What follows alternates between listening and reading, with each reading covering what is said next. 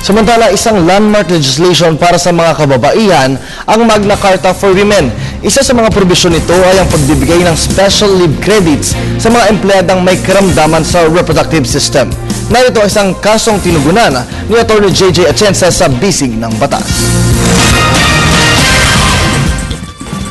Marami pong nagtatanong ng mga kababaihan sa amin kung may karapatan daw ba sila na makapag-leave kung sila'y naoperahan. Single na empleyada si Farah sa isang kumpanya sa kanilang annual medical physical examination, naalaman na kinakailangan siyang operahan upang tanggalin ang mga bukol na nakita sa kanyang ovaryo. Nag-alala dahil matagal na pagpapahinga ang kailangan upang makarecover siya sa operasyon.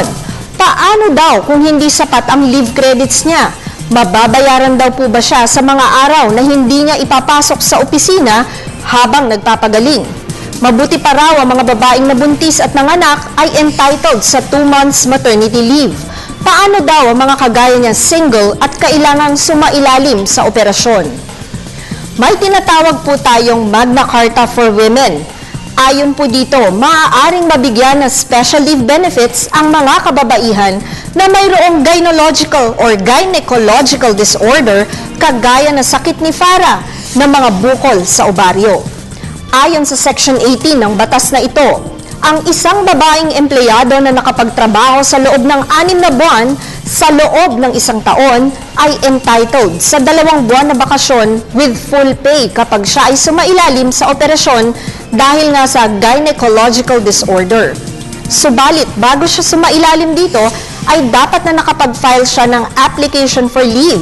Maaari lamang ma-waive ang application for leave na ito, emergency o biglaan ng operasyong kinakailangan niya.